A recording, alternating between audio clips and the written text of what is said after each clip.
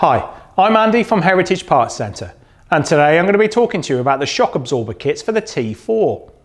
If your T4 hasn't been handling as well as it used to, it's likely that the shock absorbers are past their best and need replacing.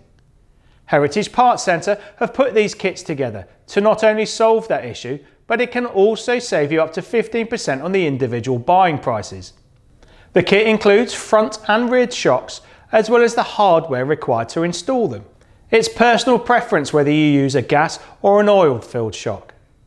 The oil-filled shocks are designed for heavier vehicles like a work van or a camper with a heavy interior. The gas shocks are more suited to the daily drive with a couple of passengers and a few bikes in the back. I would also take the opportunity to replace the springs at the same time.